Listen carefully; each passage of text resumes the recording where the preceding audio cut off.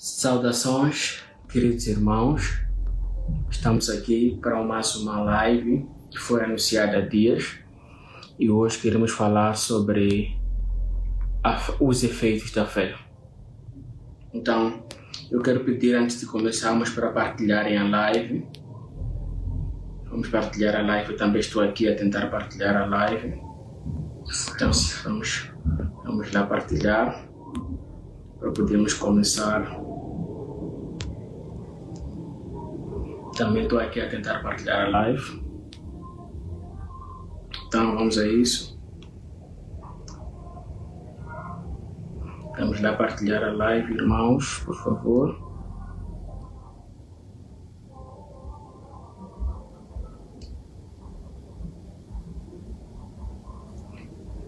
Muito bem. Então, eu chamo-me Tilanga, autor e fundador desta visão dos mistérios da verdade. Estou aqui hoje para mais uma live e vamos tratar do tema A fé pode muito nos seus efeitos. E o tema central da nossa live estará citada no livro do apóstolo Tiago, no seu primeiro capítulo e dos versículos 5 a 8. Eu estarei lendo uma versão incomum, versão viva. É uma versão que é pouco usada nos nossos tempos, mas ela é viável. Então, vamos lá começar. Então, o primeiro versículo diz assim: se quiserem saber o que Deus quer que vocês façam, perguntem-lhe, e ele alegremente lhes dirá, pois está sempre pronto a dar uma farta provisão de sabedoria a todos os que lhes pedem. Ele não se ofenderá com isso. Versículo 6. Mas, quando lhe perguntarem, estejam certos de que vocês realmente esperam que ele lhes diga.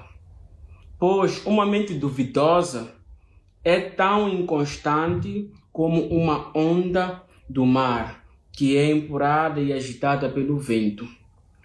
Portanto, se vocês pedirem com fé, não esperem que o Senhor lhes dê nenhuma resposta concreta.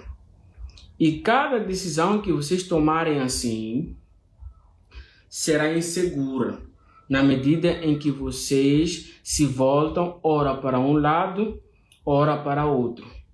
Então, vamos pedir a graça do Senhor para ser conosco neste momento.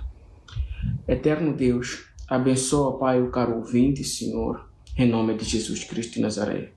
Amém.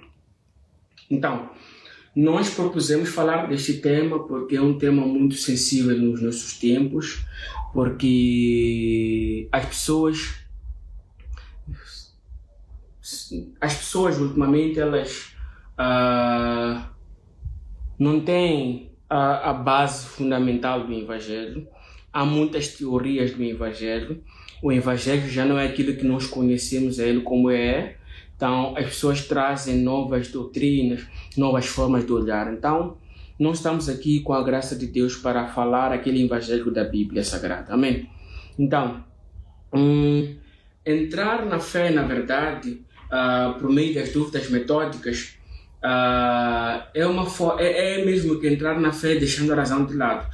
Dúvidas metódicas é um termo usado muito mais em sociologia. É a postura de quem se despe da sua postura de quem sabe alguma coisa para ir averiguar alguma coisa sem nenhuma postura externa. Então, esta postura, na verdade, ela impossibilita as pessoas de terem fé, porque a fé ela não cabe a padrões das dúvidas metódicas.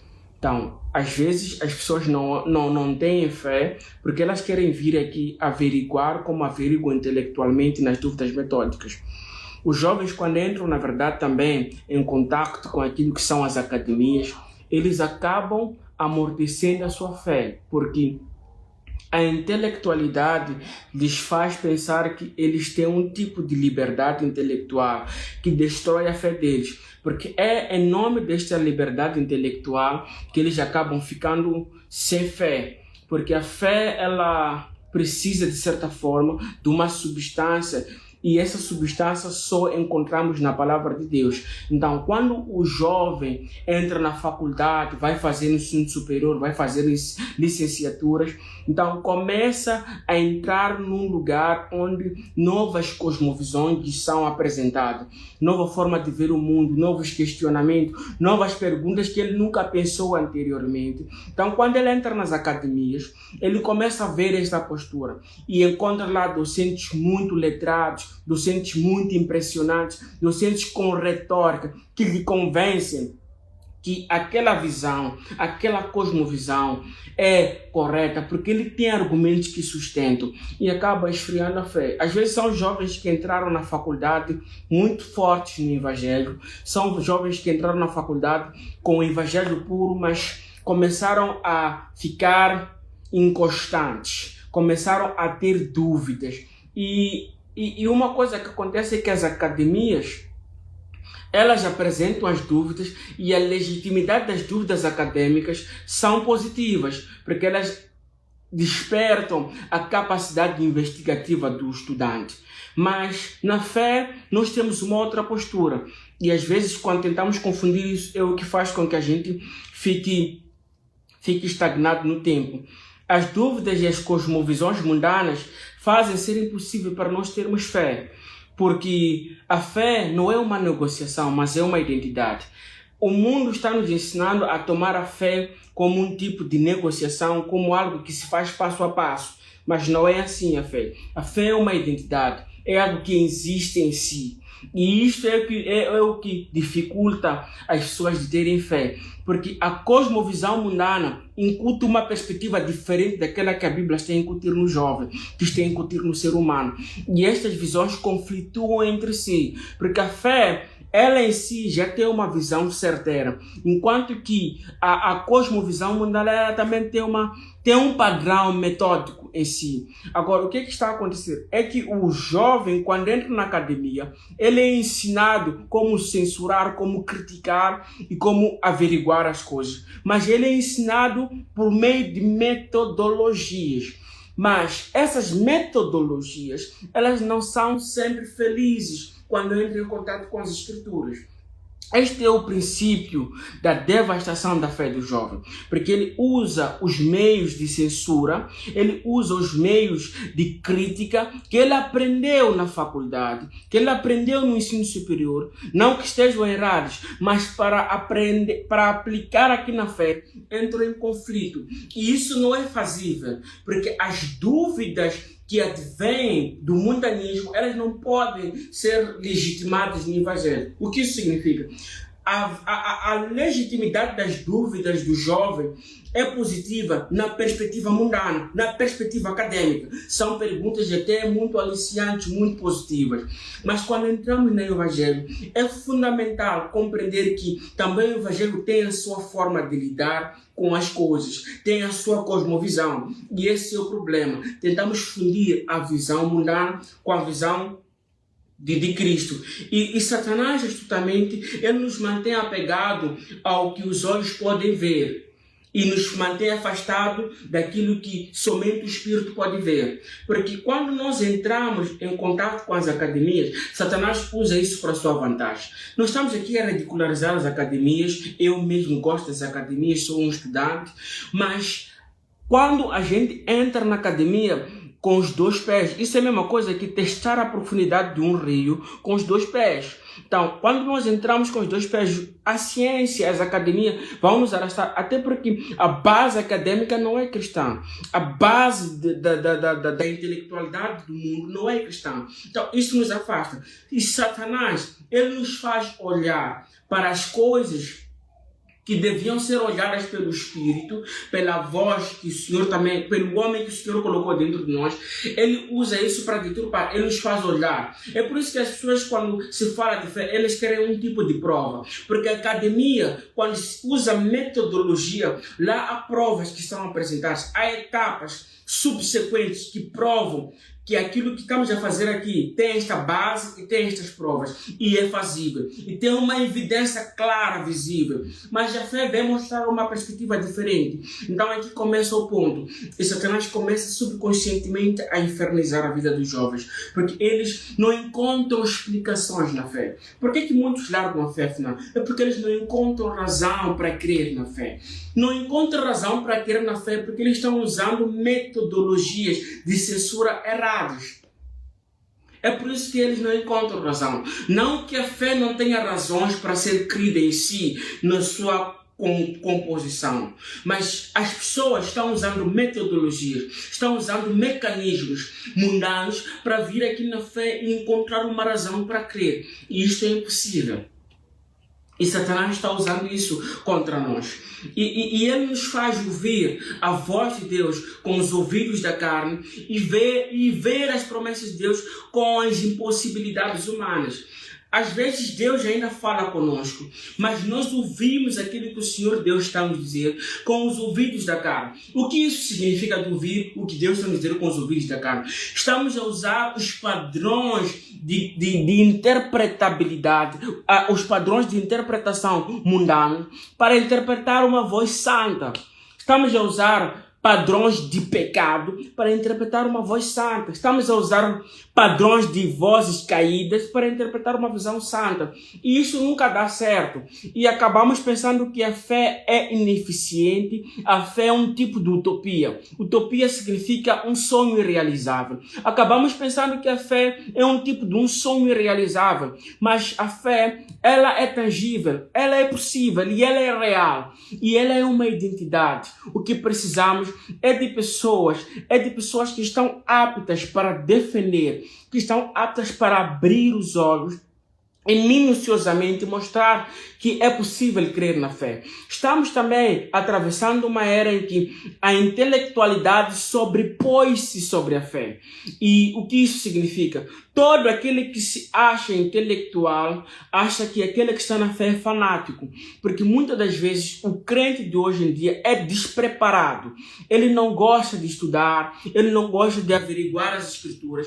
E isso acaba, na verdade, até dando razão àqueles ateus, àqueles que estão no mundo, porque realmente estamos escassos de pessoas que estão preparadas intelectualmente para dizer uma visão diferente daquilo que o mundo está a ministrar para nós. E o mundo está a ministrar com vigor e com substância e com A mais B aquilo que está a acontecer. E há pessoas que estão se desconvertendo porque eles encontraram explicações no mundanismo.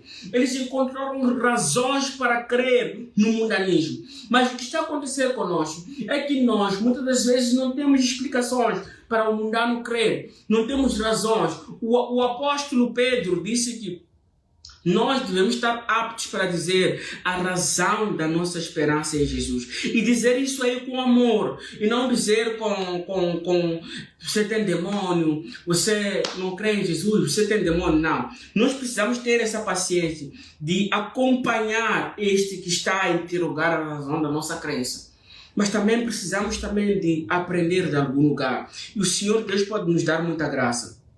Agora, há coisas também que acontecem que o Senhor Deus é que permite que aconteçam. Porque neste percurso das dúvidas metódicas, neste percurso das metodologias mundanas que nós vamos atravessando, Deus ele olha para nós. Soberanamente, ele olha para nós, ele olha para a nossa vulnerabilidade intelectual, ele olha para a vulnerabilidade dos nossos argumentos, ele está lá olhando para nós. Então, o que o Senhor Deus faz?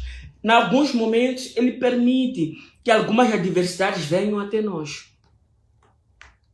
As adversidades são um caminho mais eficiente que o Senhor Deus usa para chamar a nossa atenção. Em outras palavras, quando Deus traz adversidades, é uma forma de liberar no nosso ouvido para nos trazer a consciência. Nenhum metódico do mundo, nenhuma cosmovisão mundana, nenhuma ciência, nenhuma filosofia mundana é capaz de ir contra as circunstâncias. Ninguém que está nas academias tem uma explicação racional para os problemas que você está passando individualmente. Aqueles problemas que você só está passando, que até a academia nem a escola consegue explicar, Deus está deixando isso aí como uma forma de beirar para te chamar de volta. Então, estamos diante de um Deus soberano, que ele vê as artimanhas do mundo, ele vê as artimanhas satânicas de conquistar em massa o mundo para o inferno. Então Deus também tem os seus mecanismos. Pese embora os mecanismos do Senhor são dolorosos, mas são eficientes. Então, quando Ele deixa aquela circunstância aparecer na tua vida, você era crente e se afastou, ou não é crente, mas sente aquela voz te chamando dentro de si. Então, Deus começa a malfanhar algumas coisas na sua vida. E isso é a maior evidência de que Deus está aí, porque você não encontra razões para não ver que alguma coisa não está bem. É por isso que há de encontrar até os maiores intelectuais. Diante dessas circunstâncias, diante dessas adversidades, eles se rendem e voltam para os defuntos. Os argumentos que eles usam para contrapor o cristão, eles não usam para contrapor o curandeirismo. Eles não usam para contrapor a feitiçaria, porque eles já estão rendendo-se. E essas circunstâncias Deus deixa lá soberanamente para chamar a nossa atenção. E é eficiente este método, porque é uma forma de Deus dizer: "Ei, tu aí, venha para aqui." E é possível voltarmos para o Senhor. Uma coisa que esta circunstância faz em nós é nos fazer entender uma coisa fundamental que nos escapa à memória. Muita gente define fé, muita gente ouviu falar de fé, mas pouco ouviram falar nessa perspectiva que estamos abordando aqui. A fé, ela não tem nenhuma outra função. A fé é para nos fazer crer num Deus que nós não podemos ver. Tomé, quando o Senhor Jesus, depois de ser crucificado, quando ele ressuscitou, ele disse que se houver as chagas nas tuas mãos, eu hei de crer que és tu. Mas ele, depois Jesus Cristo disse aqui: aquele que crer sem ter visto, esse mesmo será bem-aventurado. Então, quando o Senhor nos deu este dom, a fé não é qualquer outra coisa. A fé é um dom que Deus dá para nos possibilitar a abrir os olhos para conseguirmos ver a um Deus que nós não conseguiremos ver pelos olhos. A fé é para nos fazer crer em Deus que não conseguimos ver. E através dessa fé, buscar o reino dos céus em primeiro lugar. Nós temos o dom da fé para crermos num Deus que não conseguiríamos ver. E nós temos a fé para buscar o reino dos céus em primeiro lugar. Este é o primeiro mandamento. Este é o mandamento, Senhor. Buscai o reino dos céus em primeiro lugar. Então, a fé vem possibilitar isso aí. Mas o que está acontecendo no nosso tempo é que nós invertemos a ordem. Nós já não buscamos a fé para crer em Deus. Nós buscamos a fé para ter coisas. E isso é devastador, porque nós invertemos a ordem e esperamos mesmo assim ter os mesmos resultados que a fé original teria.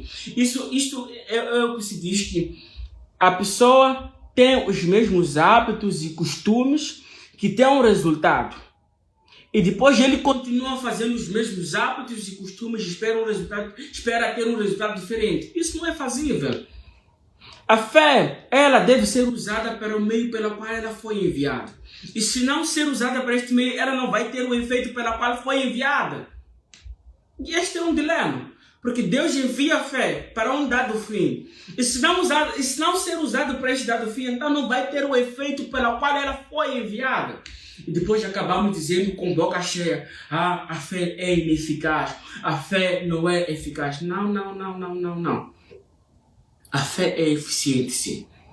Mas nós carregamos certezas, carregamos cosmovisões totalmente deturpadas sobre a fé, que não conseguimos enxergar que nós mesmos é que estamos afundando. Nós estamos afundando nas nossas certezas, estamos afundando nas nossas dúvidas, estamos afundando na nossa inconstância. É isso que está nos matando. e nós só queremos acusar a fé. Deus, na verdade, só para ser sincero, Ele não está preocupado com o resto. Porque quando Ele disse, buscai o reino dos céus e o resto vos será acrescentado, há um mistério aqui que precisamos revelar. O Senhor Deus não está preocupado com o resto. Há de notar que as pessoas estão mais preocupadas com o resto do que com o reino dos céus. É por isso que a fé é ineficiente. Deus disse, buscar em primeiro lugar o reino dos céus e o resto vos será acrescentado. O resto não nos é acrescentado porque nós não buscamos o reino dos céus.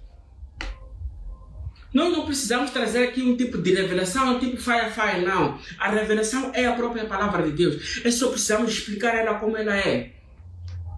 Nós precisamos entender isso. Deus não está preocupado com o resto, mas com o reino dos céus. Mas nós queremos tanto o resto que substituímos o reino dos céus por nossa ganância. Nós substituímos o reino dos céus pelo resto também. E isso não é fazível, porque Deus ele não é manipulável. Deus não é comprável. Deus não é atrapalhável. Deus é soberano e Ele está lá em cima. Há uma coisa que eu vi recentemente nos Salmos. A Bíblia diz que Deus leva o mundo inteiro e faz ele como se fosse uma gota de água e coloca na palma da mão. Quem faria isso aí? É um Deus soberano. Então, nós temos que ter essa perspectiva do Deus que nós estamos a adorar. Um Deus que é capaz de transformar o mundo como uma gota de água e colocar na palma da mão. Este é o Deus que nós adoramos. A fé, ela pode muito nos seus efeitos, mas nós não aplicamos ela onde deve ser aplicada e como deve ser aplicada. É por isso que ela não tem mais sentido para nós. Porque ela tem os efeitos que deve ter e pelos motivos que foi enviada por Deus como dom, mas nós não aplicamos ela onde deve ser e como deve ser aplicada. É por isso que parece ineficiente. A fé não nos é ineficiente porque ela é ineficiente. Ela nos é ineficiente porque nós a aplicamos mal. Qual é a fórmula matemática que tu aplicas mal e dá um resultado certo? Não existe. Então, Deus tem regulamentos na sua palavra de Deus. Deus nos deu a forma como deve se andar através da palavra. E as pessoas procuram outras formas de andar e querem os resultados que a Bíblia promete. Isso não é possível. Isto é a mesma coisa que tu estudares uma dada matéria e te ensinar como resolver os exercícios e tu usares a outra cadeira para resolver esses exercícios. Não vai dar certo. Não vai dar certo. Deus nos deu esse dom da fé. E a fé, ela em si é eficiente. A fé é eficiente. Mas para nós parece que já não é eficiente. Porque nós substituímos ela por outras coisas banais. Já não usamos a fé onde devia ser usada. E mesmo assim queremos que ela tenha os efeitos pela qual foi enviada. Não é possível. As academias nos fazem pensar que a fé é ineficiente e certamente eles têm alguns argumentos até impressionantes. Mas para quem está preparado intelectualmente, para quem tem o Espírito Santo, para quem é uma nova criatura, para quem estuda a palavra de Deus, para quem tem a vida do Evangelho, ele consegue ver as incongruências destes argumentos. Ele consegue discernir as incongruências desses argumentos. E a base da incongruência dos argumentos mundanos está na cosmovisão. Toda forma interpretativa depende da cosmovisão do meio. O que acontece é que o mundanismo traz a visão mundana para vir interpretar a visão da fé, mas não é possível. A fé tem a sua própria cosmovisão. A fé tem os seus parâmetros interpretativos. A fé ela é completa. Ela é um mundo completo e é possível viver somente pela fé. É possível viver somente pela cosmovisão do Evangelho. É possível. Ela é completamente possível e completa e cabal. O judeu Ele é o mais inteligente do mundo, o mais sábio do mundo, e é de onde vem a salvação. E os judeus são os mais prósperos, são os mais intelectuais. Até os Estados Unidos se baseiam, o seu arsenal bélico está baseado no judaísmo. E eles só têm a base do evangelho. É a cosmovisão que eu estou falando do judeu original. Ele está baseado no evangelho e ele está vivendo. E ele está até prosperando na ciência. Uma coisa que está falhando a nossa razão é que quando se fala do evangelho, as pessoas pensam que ela está contra a ciência. Não. A ciência muitas das vezes é que se está contra o evangelho. O evangelho ele é uma identidade que subsiste em si. O evangelho é uma identidade que subsiste em si. Porque ela vem do ser soberano. Mas a ciência não subsiste em si. Ela precisa de auxílios, de complementos para sustentar a ciência. Enquanto que o evangelho não. Então, o evangelho ela é cabala em si. E ela nunca esteve contra nada. Então as pessoas acabam pensando que quando estamos no evangelho a gente está desmotivando as pessoas de estudarem. Não. Muito pelo contrário, aquele que está no evangelho até mais bem sucedido na ciência, porque ele tem Deus, ele tem a fé, e através da fé o Senhor dá a estabilidade. Aqui onde nós lemos aqui, a Bíblia diz que aquele que não tem sabedoria, peça ao Senhor, ele dará. Mas diz, não peçam com dúvidas, porque este é o problema nosso, pedimos com dúvidas. O apóstolo Tiago aqui traz uma cadência muito profunda. No versículo 4, ele mostra aqui algo muito profundo. Vamos lá ver o versículo 4 deste mesmo capítulo. Ele mostra algo muito profundo, o apóstolo Tiago aqui, que eu quero partilhar contigo. Ele diz, no entanto, a perseverança deve ter ação completa, a fim de que vocês sejam perfeitos e íntegros, sem que lhes falte coisa alguma. Vamos começar no 3. Meus irmãos,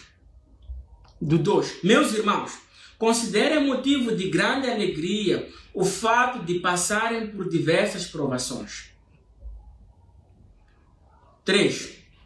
Sabendo que a provação da vossa fé, começa aqui o mistério, a provação da vossa fé, uma vez confirmada, produz perseverança. Então, a fé, quando ela é consumada, tem uma prova, e a prova é a perseverança. Depois diz, ora, a perseverança deve ter ação completa, para que sejais perfeitos e íntegros e em nada deficientes. Eu vou explicar isto aqui em 500. Quando o apóstolo Tiago diz que a fé produz perseverança, ele está trazendo algo muito extensivo. Ele está dizendo o seguinte, que aquele que tem fé, a fé ela vai produzir um tipo de paciência, vai produzir um tipo de espera. E essa espera não é somente por aí. Quando ele entra no versículo 5, ele diz, e quem quer sabedoria, peça ao Senhor. Está a dizer o que o Senhor apóstolo Tiago diz. Está a dizer que aquele que tem fé, e esta fé produziu a perseverança, a espera, deve também ter sabedoria para saber esperar. Este é o problema nosso. Nós, às vezes, temos fé, mas não temos sabedoria para esperar na fé. Qual é o mistério que existe aqui na espera da fé? É que quando nós esperamos com sabedoria na fé, é que nós já não temos dúvidas, já não temos medos. Às vezes, algumas pessoas têm fé no princípio, mas quando já é para esperar até se materializar a obra da fé, eles começam a ter medo, começam a tomar decisões erradas. É por isso que somos facilmente manipuláveis quando entramos nas academias e falhamos de compreender a fé. Porque a gente não teve sabedoria para esperar na fé. A gente precisa de sabedoria para esperar na fé.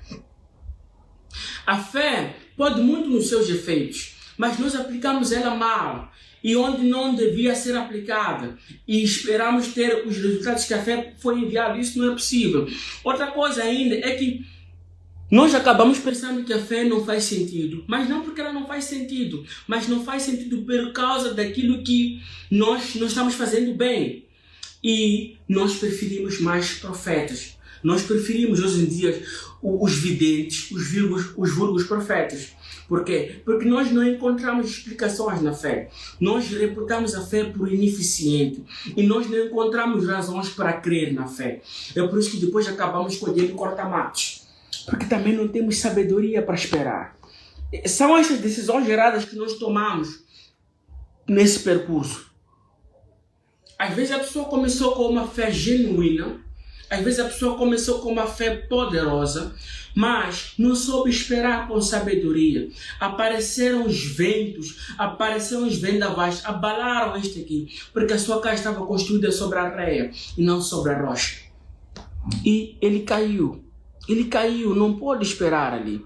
E acaba preferindo os falsos profetas, ele anda à deriva, ele procura soluções rápidas. E Satanás está pronto para nos apresentar soluções mecânicas. Satanás está pronto para nos apresentar soluções imediatistas. Uma coisa que não nos é dito é que as soluções imediatistas, elas não têm substância. Há um provérbio que diz que tema uma pessoa que treinou o mesmo exercício 1000 vezes do que alguém que treinou 10.000 exercícios uma vez de cada um deles. Aquele que treinou 10.000 exercícios pode ter treinado 10.000 exercícios, mas só treinou uma vez em cada exercício. Mas aquele que treinou o mesmo exercício 1000 vezes, esse é alguém a se temer. Ele persistiu. E a fé convida-nos a isso, a persistir, a sermos permanentes, até o seu resultado último, que é a materialização desta obra. Agora, uma coisa também que costuma-se usar nas academias e que acaba abalando o crente é: usamos o argumento de que obedecer a Deus sem interrogar é fanatismo e um caminho para a fé cega. Mas, se usarmos este argumento aqui para sustentar isso, poderemos estar também a concordar de que uma criança que obedece o seu pai sem concordar é fanática. Se dissermos que obedecer ao nosso Deus sem perguntar nada, somente crendo, é um caminho de fanatismo e é uma forma de fé cega, então estamos a dizer que aquela criança que obedece o pai sem interrogar é fanática. Este é um argumento muito frágil. Até porque as pessoas hoje em dia vão recompondo, vão reescrevendo as terminologias. As pessoas nos séculos passados, até aqueles que deram à luz às ciências, eles estavam dispostos a morrer por aquilo em que acreditavam. Há de haver um dilema aqui. Hoje nós aprendemos a ciência de pessoas que inventaram ela. Aqueles que inventaram a ciência estavam dispostos a morrer pela ciência. Isso chama-se abnegação. Isso chama-se propósito. Mas hoje estamos numa geração que aprende aquilo que foi inventado, descoberto por outros, e não estão dispostos a morrer por ela. Mas a fé sempre esteve parada aí. Esteve parada no mesmo lugar. A fé sempre nos obrigou a irmos até as últimas consequências. É por isso que é um argumento muito frágil dizer que aquele que obedece sem interrogar ao Senhor é frágil, porque aquele também que está fito numa cosmovisão, aquele que está fito, os cientistas que estavam fitos naquilo que estavam fitos até a última consequência, não eram fanáticos. Então a fé não é uma forma de fanatismo, nem uma forma de fé cega. Antes, é uma forma de pensar em uma identidade. O problema que faz com que as pessoas tenham esse tipo de argumento para pensar que estão a descredibilizar a fé é que eles pensam que a fé é qualquer outra coisa, mas a fé é uma identidade, é uma forma de pensar. A fé é uma forma de olhar a realidade divina na nossa realidade aqui. A fé é uma forma de esperar, mesmo que a gente não veja, acreditar. A fé, eu vou tentar simplificar mais. Por que a fé é poderosa? É que nós não olhamos para nós mesmos, como aqueles que creem. Nós estamos a olhar para um Deus soberano, que tudo pode. É por isso que ela é poderosa. A fé é fundamental porque nós estamos a acreditar que nada é impossível para o Deus em quem nós estamos a depositar a nossa esperança. Diferentemente daquele cientista que podia ser refutado e podia cair nas suas vãs concupiscências, nas suas vãs crenças, nos seus vãs apegos, nós apegamos-nos a um Deus que tudo pode e não nos apegamos de uma forma cega. Não. Nós temos razão da nossa esperança. Nós temos razão da nossa fé. Significa que nós estamos conscientes da nossa fé. Nós não estamos a fazer algo por tautear. Nós estamos conscientes da nossa fé. E é isso que o mundo está a tentar lutar. E nós temos que estar firmes, porque a Bíblia nos deu a arma. E a arma é a palavra de Deus. Nós só precisamos resistir. E nós precisamos resistir através do Evangelho. Agora, assim como a cosmovisão de um meio é uma identidade em si, a fé... Assim como a cosmovisão de um meio é uma identidade em si e não uma fraqueza, a fé é uma identidade e não fanatismo. Vou repetir isto. Assim como a cosmovisão de um meio é uma identidade em si e não uma fraqueza, a fé é uma identidade e não fanatismo. Então, significa que assim como a forma de ver do mundo, de uma sociedade, não é uma fraqueza. É aquilo que eles são. Então, nós também, quando nós acreditamos no Senhor, não nos tornamos fanáticos por isso. Antes, tornamos-nos com uma identidade. Nós revelamos a nossa identidade para o mundo. Agora, Satanás está substituindo a sinceridade dos nossos sentimentos e emoções por fraqueza e exposição. Por isso é difícil para nós termos fé. Por quê? Porque a cosmovisão do mundo está sendo substituída por fraqueza. Significa o quê? As pessoas estão sofrendo, as pessoas estão passando por dificuldades, mas o mundo está ensinando que você não pode ser quem você é, porque isso é um sinal de fraqueza. Eu estou passando mal de fome, eu não tenho comida, não tenho dinheiro, mas não posso transparecer quem não tem dinheiro porque estou a demonstrar a minha fraqueza. Em outras palavras, estamos ensinando a mentir para nós mesmos, estamos ensinando a não ser sinceros com nós mesmos para podermos viver os padrões da sociedade. E isso impossibilita a fé, porque a fé não nos ensina a ser falsos. A fé, antes de tudo, nos ensina a ser verdadeiros. A fé do Evangelho original nos ensina a ser verdadeiros e nós precisamos da substância, dos ingredientes. E os ingredientes para a fé estão na palavra de Deus. Os ingredientes para a fé estão no Evangelho, estão nos requisitos, estão nesta estrutura que está composta no Evangelho. E o estudante e o mundano precisam encontrar sentido nisto por meio desses argumentos. E acreditar. Quando o apóstolo Tiago diz que aquele que pedir sabedoria e não crer que o Senhor vai dar, então não espera que receba. Hoje nós já não entendemos esta complexidade. Nós já não inalamos, nós não tornamos isto algo parte de nós. Não porque nós queiramos fazer isso desta forma, mas estamos sendo mecanizados. A sociedade está sendo estruturada para um fim, e este fim é alienar as pessoas de Deus. É alienar as pessoas de Deus.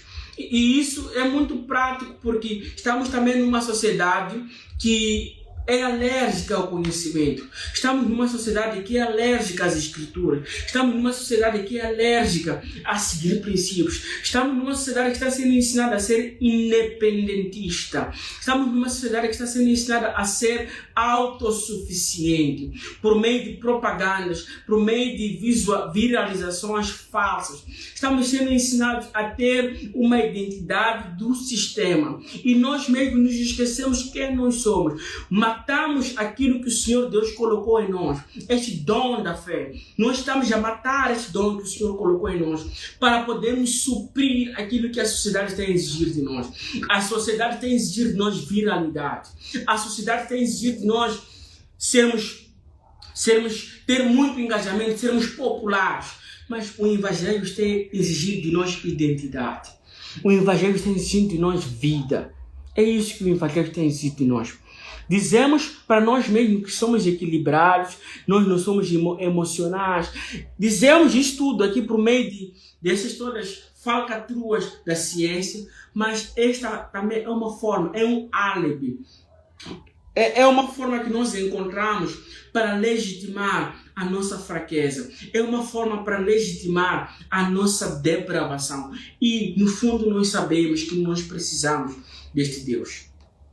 Nós nos alienamos, mas o caminho do mundo é tão vago, é tão complexo, é tão difícil de andar sem Deus. É difícil andar neste mundo sem Deus. Este mundo é um lugar perigoso para andar sem Deus. Este mundo é um lugar perigoso para viver sem Deus. E nós precisamos trazer estas palavras para o mundo. Nós precisamos fazer chegar esta verdade como ela é para o mundo. Ela precisa ser incutida para a sociedade assim como ela é. Não precisamos adulterar a palavra de Deus. Nós transferimos a legitimidade que as dúvidas têm no âmbito intelectual para a fé. O que isso significa? Quando nós estamos nas academias, nós temos dúvidas que lá na academia são legítimas, irmão. E realmente elas são produtivas para a academia. Mas nós queremos trazer aqui na fé. Porque a fé já tem uma cosmovisão, ela traçou uma linha e ela diz que dúvida não faz parte desta linha. Este é um decreto de Deus. Ele diz que quem não tem fé não verá Deus. Quem não tem fé não pode receber nada do Senhor. Este é um decreto que o Senhor colocou. Então, esta é uma cosmovisão colocada lá. Muitas das vezes nós recebemos argumentos de tipo, é porque vocês cristãos só estão na vossa cosmovisão. Vocês só falam aquilo que vocês acreditam. Isto é um argumento muito medíocre. Se nós não falarmos aquilo que nós acreditamos, é para falarmos o quê? E a pessoa que diz isso critica com base naquilo que ela acredita também. Então, nós pelo menos somos sinceros em falar aquilo que acreditamos. E aquele que usa esses argumentos para nos contrariar é hipócrita, porque ele nem consegue ver a própria trave no seu olho. Porque ele também está usando do mesmo método para censurar o cristão.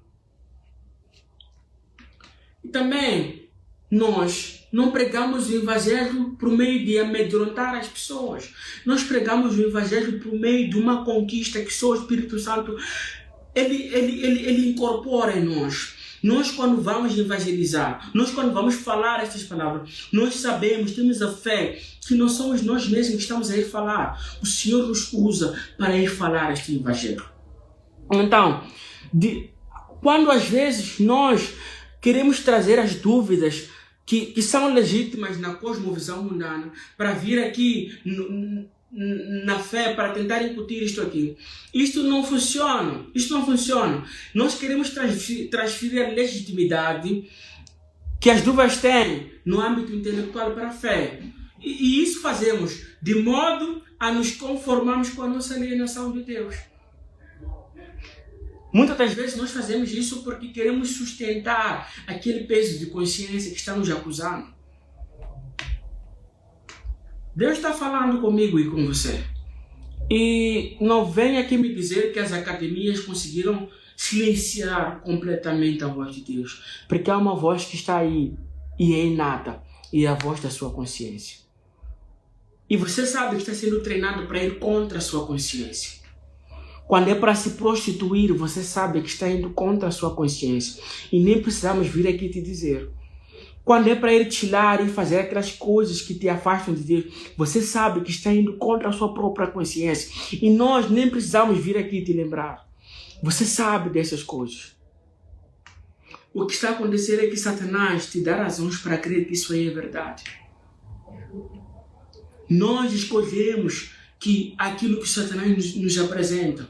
Nós, por natureza, devíamos ser inabaláveis, porque nós temos o Espírito de Deus. Mas no fundo, nós temos aquele limiar entre escolher fazer e não fazer. Nós temos esse limiar por meio da graça. Nós temos este limiar, nós temos este ponto. Mas o que acontece é que nós escolhemos fazer aquilo que não agrada a Deus e usamos as dúvidas metódicas, usamos os argumentos racionais para legitimar a nossa alienação de Deus.